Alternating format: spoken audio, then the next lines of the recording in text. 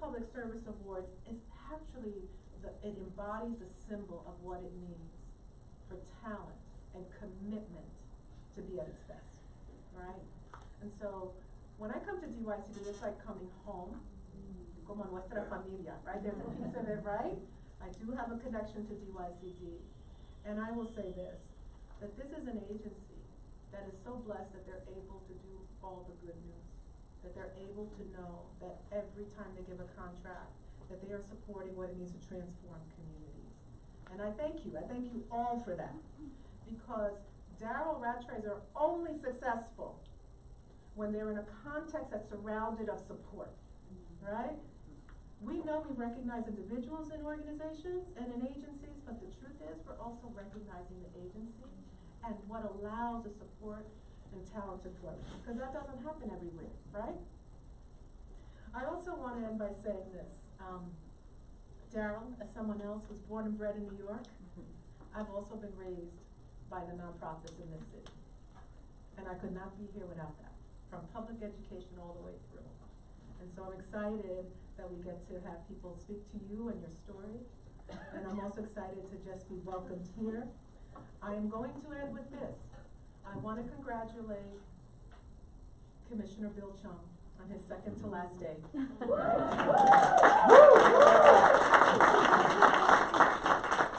I say this because he has left a legacy of service and other leaders who have benefited from his leadership behind.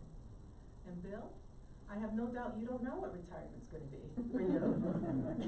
But I hope you enjoy yourself and you get to reflect on all the great contributions you've made as well too. So thank you. And thank you for being such a champion of Darryl as well too. Thank you.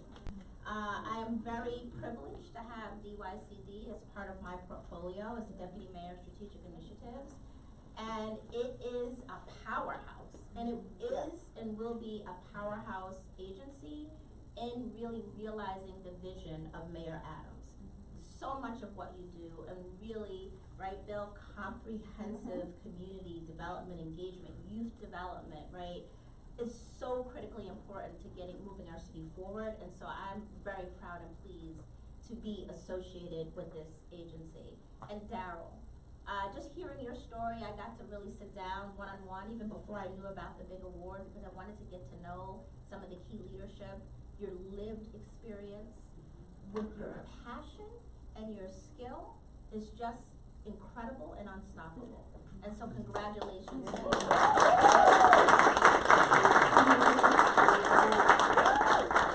I want to say is also add my deep appreciation to Bill for your leadership. Yes. I've had such a pleasure in spending time over these, and he is to be celebrated, and looking forward to continuing to celebrate him in the coming days. And as you said, he's not retiring. No. I'm already on board for the next leg of his journey, which is really in uplifting the AAPI community. I'm so excited about the work that he will do going forward, and I personally vow to partner with you on that journey. So thank you for your leadership, thank you for your vision, thank you for your work, and looking forward to the next steps for you as well.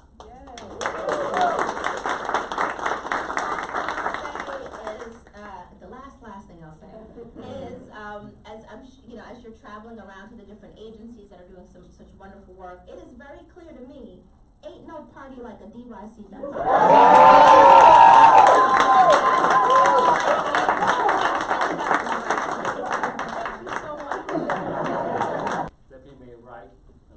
Thank you for those kind remarks. You know, I'm at a point in life which I never thought I would get to.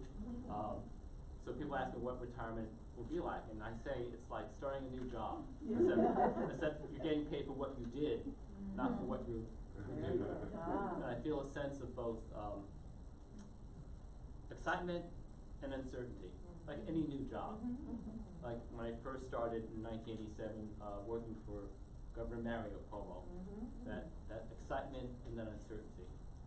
So in 2003, when I started my first tour of duty at DYCD as an assistant commissioner for capacity building, one of the first people I met was Darryl. And I could tell right away, as he was sitting in his cubicle, that he was a diamond in the rough. You know, and so his journey through DYCD and up the ranks of leadership has reflected the journey that DYCD has gone through the last 18 years.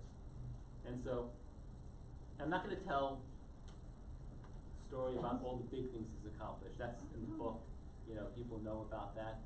I wanna talk about the small things he's done, because that says a lot about his character and why he deserves a Sloan Award. In 2004, you know, end of the day, our offices were at 156 William Street, and our conference room was actually on the second floor. It was the Julius Kellogg room, this is the Julius Kellogg room that we've transported to Lafayette. And it was the end of the day, 5, 6 o'clock at night, and I'm walking by and I see Darryl in jeans and t-shirt with Dan Simon. And there were boxes and boxes of debit cards in and if you see behind the curtains, there's boxes and boxes of, I think, surgical masks. So, kind of like coming full circle. And so, I stopped, you know, because I'm nosy, and I said, what are you guys doing? And so there were 60,000 debit cards. This is the first year we were launching debit cards. We got rid of the paper checks. And there was a glitch, as there's always a glitch in everything we do.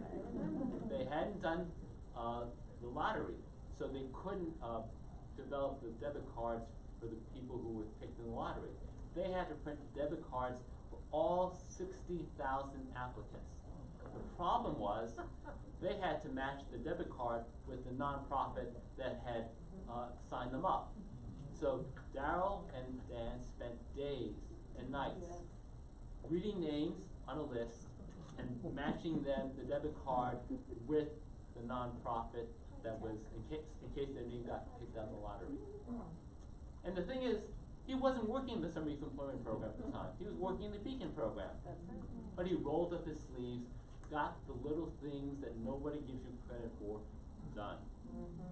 I will say that speaks volumes about his character as a public servant. I will say one last thing about the big thing, which, you know, I wasn't really originally planning on talking about. As many of you know, he was the brainchild behind the Step It Up Awards 10 years ago, 11, 12, whatever. Probably 11 years, but I'm one of the team that was. And so, well, there's a story about how we got Nike to fund this, but he pursued them. But in all my years at DYCD, I never thought we would be mentioned in Variety. We were mentioned in Variety this week because the Step It Up Award, a Step It Up Award initiative in 2021, the theme was Black Lives Matter, was actually selected to get a gold award, and the first time DYC has ever been mentioned in Variety. Maybe not the last time. This is Darryl's moment, and I can say that the leadership of DYC is in good hands because people like Darryl reflect the very best that this agency has to offer. Thank you. Darryl. Darryl, you make me better at my job, and I know I'm not the only person in this room that feels that way. You bring your whole self to the job. You've got your life experiences, your creativity, your intelligence, your commitment, and you do the best in your service because you listen to people with full of compassion. You could be talking to a parent in one of our programs who's disappointed in the service that they got. You could be calming a CBO who's having a really hard time with the challenges we put upon them. Or you could be leading a community meeting talking about gun violence or applauding some of DYCD's new resources. You really bring compassion and let people be heard. You have probably impacted hundreds of thousands of people. When you think about 200 CBOs, 1,200 programs, year after year after year, hundreds of thousands of people have benefited from your good service. And you also coach and give guidance to us. So many at DYCD see you as a mentor, and then we provide better service because of your influence. So I am so proud for your partnership. I'm so grateful for your partnership. And I just want to say thank you and congratulations. Let's hear it, Darryl! AKA El Primo. Right, so, I mean, for me, when I got called, I was like, damn, I have a lot to say. I mean, I really have, and I'm blessed to know Darryl and his team. Team Darryl? When you decide to give it to a team, that's the team. When you have something that is needed to get done in our city, these are the people to call. So if you can't get Darryl, and I call Darryl a lot, but if you can't get Darryl, you can get Wanda, you can get the team. So I just wanted to say that. But do I go back to Darryl 90s? Oh, the one thing that's missing, we should have background music. We should have Sade. Darryl is the president or something, one of those fine clubs. No, all jokes aside, I met this young man at 156 Williams, and I met him at the fund before that, but let's keep it real, right? Met him at the fund. But when I came here to DYCD, it was the first time the computers, we were gonna do the beacon, and I see this brother, I'm like, what are you doing here? He goes, yeah, this is what I'm learning in school. And Darryl always has questions about the beacon, the community, and he continues to do that today. And when I say that, because for me, that I had to say because it's what Bill said, that little things get done because Darryl makes sure they get done. And that's so important because sometimes, I know you were talking about the water, sometimes we forget, how do we get those PPE masks? How do we get the Metro cards, the new incentives? You know, so for me, so you gotta know that Darryl. Someone that always wants to know, always wants to give back, always wants to listen to figure out how we can do things better. And that's the work of a city employee, right? Because you guys, you fund us, you guide us, you said the word mentoring, you mentor us. And I want to say that Darryl became the mentee that became the mentor. Darryl is that leader, is that student that now is the teacher, who's now the principal. And this is important because I go fast forward and I want to mention, Bill, you mentioned my thing, Step It Up. No, I'm joking, I have like 5 Darryl stories, but Step It Up was so important because we were on Broadway. And you got kids from Brooklyn, Washington Heights, Harlem, stepping it up. What's up? With this pride. And we're there competing. We forget that we're there competing. So, you know, the entities are up. I see Darryl go to the thing, goes to the back. And I see him talking to the officers. And I'm like, what are you doing? He goes, nah, they got a little answer with our young men and women. That's the work. Where everybody's enjoying the show, Darryl's making sure young people are safe. Guys, the vision that you gotta have that radar, right? You have to. So Darryl brings that to the table. So when I talk about the USA basketball team is going, I forgot what year, Darryl, because we are old in this game. And Radio City Music Hall, Darryl jumps on the bus, says, Primo, you got all your sneakers? So Nike hooked up. We took, how many, like 5,000 young people citywide to meet the USA Dream Team. Guys, this brother was up at 5:30 in the morning making sure sneakers were on the buses. When you talk about that, and that's what's key. So for me, Primo is someone that young people don't know, but they know. He's the person that's making sure that these things are happening for them. And when he shows up, and I'm gonna fast forward to 2 weeks ago.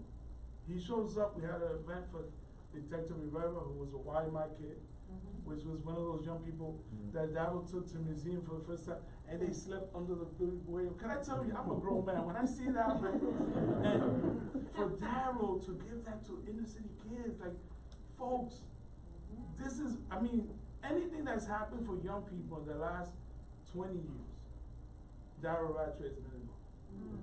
And that you have to understand.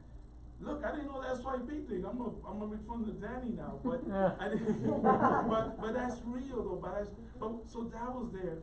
Darryl shows up and he's hanging on the back with the staff, with NYCHA residents, with the community. And that's what this is about. Walks with us to, when we did the procession with the family, stood and hanged out with the young men because they didn't want to go home. And they're hearing and they're seeing it. Hey, that's the guy that used to come when we did the burgers outside.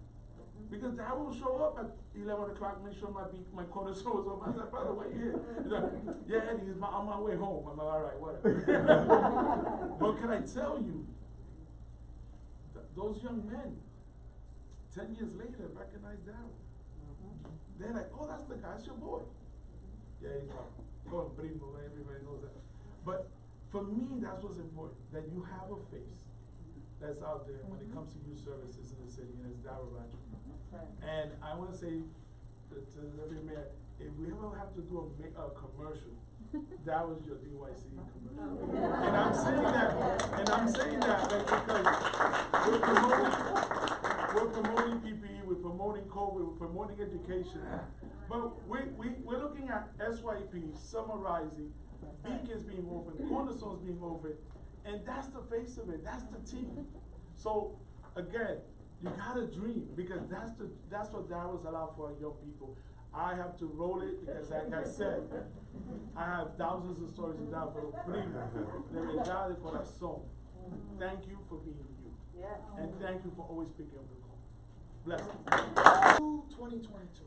February 22, 2022. Little did we know, right, that we may or may not have been in a place, right, where government may not be as valued as much as it should be. Public servants are not uplifted and held as the highest esteem as they should be. We've endured a series of years where public service, government accountability, transparency, competence, delivery has been under assault. So, because the great work that city employees do every day, day in and day out, does not get as much notice as it should, we make sure that the New York Times covers it today.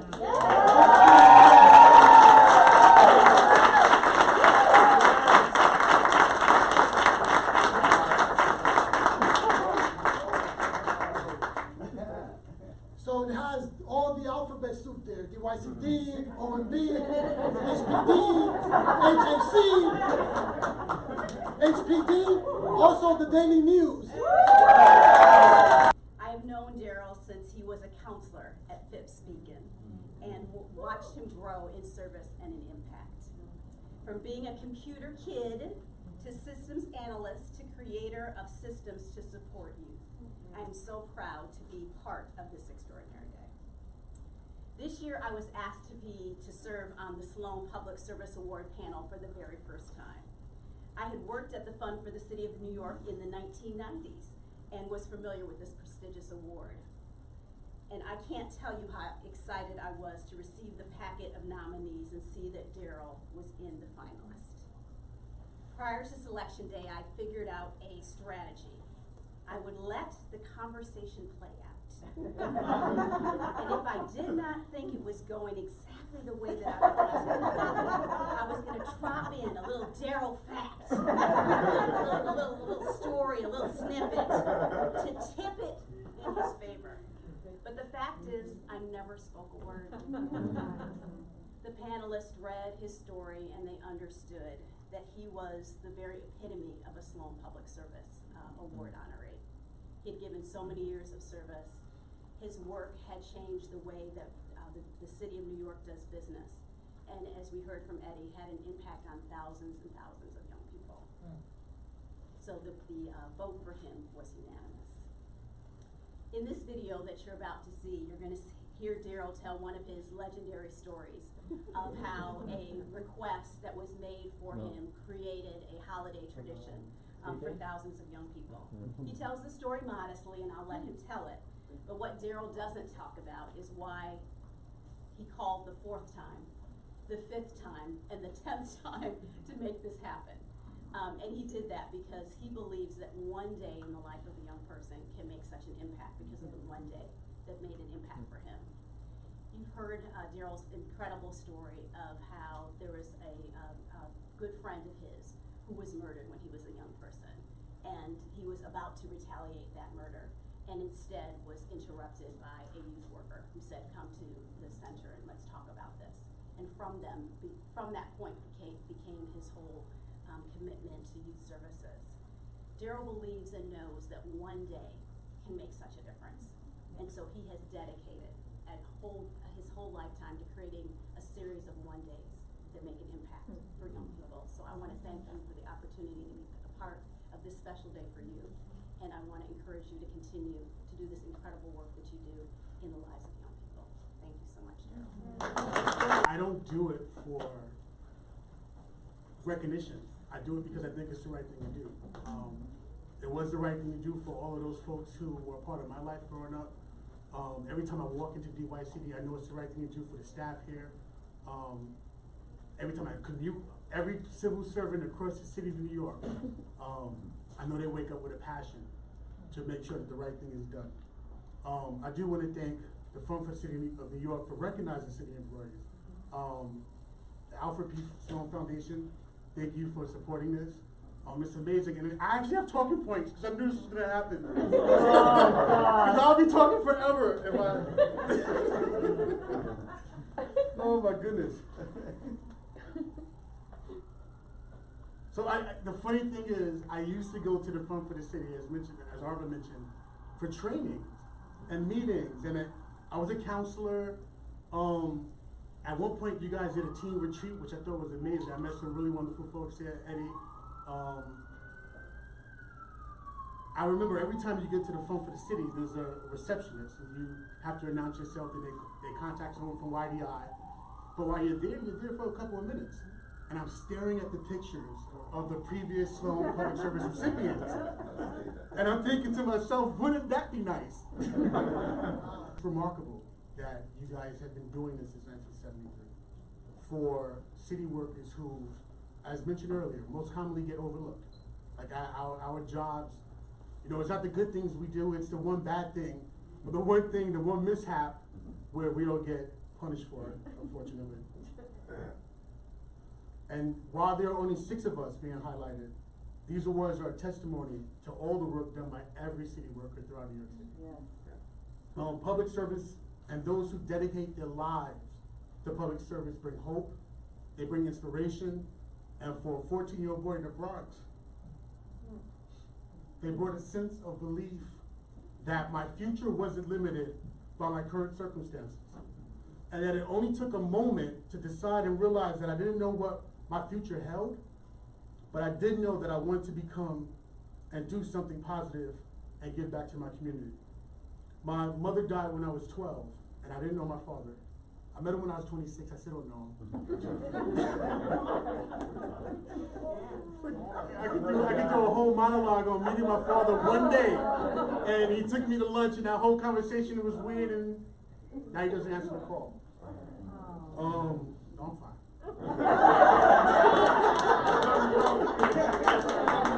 I have Liz, my daughter, who I can be everything he wasn't. And still not be upset with him, because there must have been some circumstances that he has been going through. So I'm fine. So back then, my mother died when I was 12. I'm out there in the streets of the Bronx. My childhood friend Jermaine Roberts was actually stabbed by Fordham Road over a weird conversation over a Walkman that just went the wrong way. Less than a year later, my friend LaShawn Chapman was shot and killed. And that was it. We were going to take action into our own hands. We were going to retaliate. I grew up in Lambert houses. It wouldn't be hard to get a gun. And Sean got shot, so it wouldn't be hard to pull the trigger. That evening, by the grace of God, we were literally walking through Lambert, and Ms. James saw us. And I had a connection to the community center there, the computer lab there, which is a different story, but also sparks into my interest in technology. But Ms. James grabbed us and said, look, let's talk. And we created a youth group called Young Hope. And I was the founding president of that youth group. Our mantra was turning our negative energy into positive action. We took a stance against violence, We activated positive activities and service events throughout the West Farms, East Tremont, and Lambert houses community. We were supported by adult mentors that care for us who we didn't want to disappoint. And I was the founding president. Back then, and he's not in town right now, but Dennis Carter, as many of you know, he was a counselor back then on a street outreach grant that Phipps had for the neighborhood. And he was one of the adult mentors that I did not want to disappoint.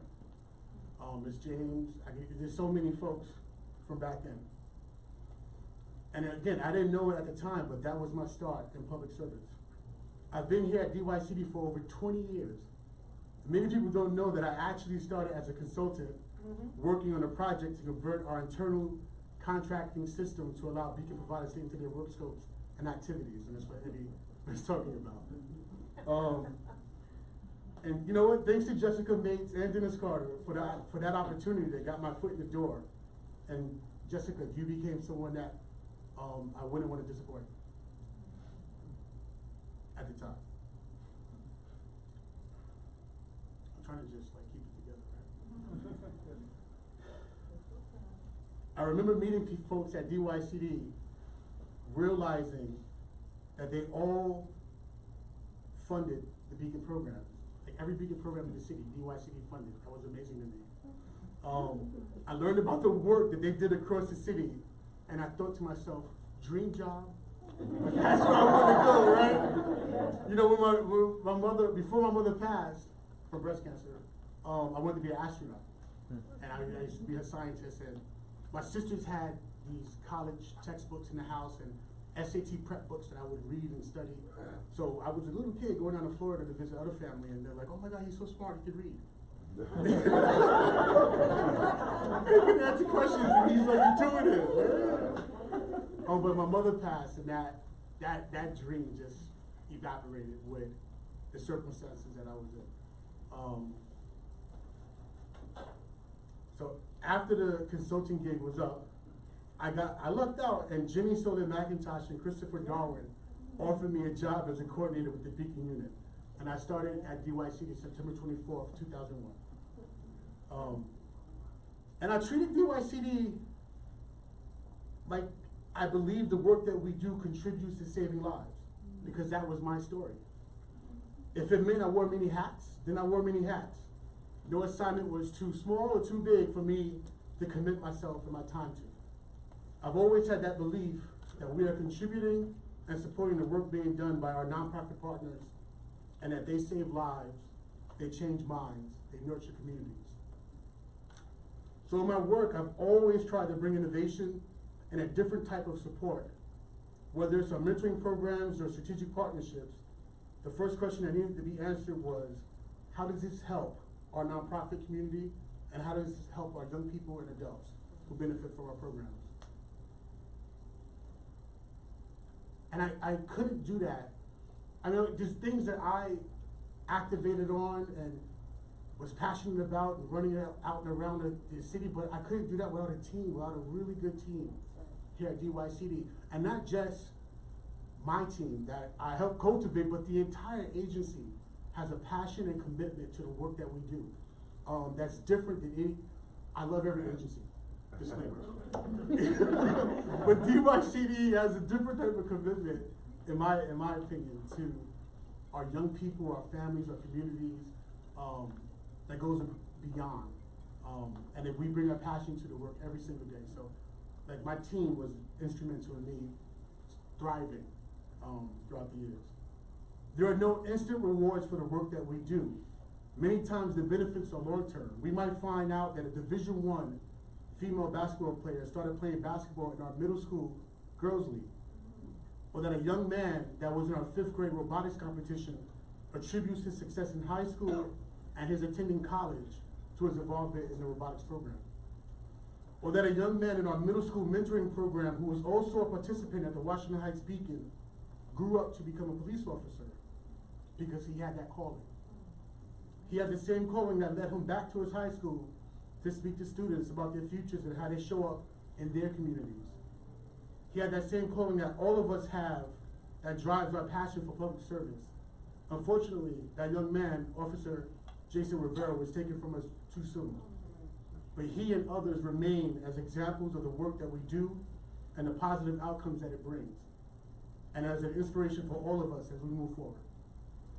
I think every city employee, every public servant, and everyone who dedicates themselves to helping others, it is from you that hope, inspiration, and belief that saved the 14-year-old boy from the Bronx and so many others remain.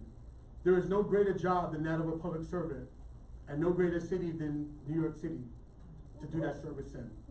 I look forward to working with all of my colleagues for many years to come, and especially my colleagues at DYCD. I love you all.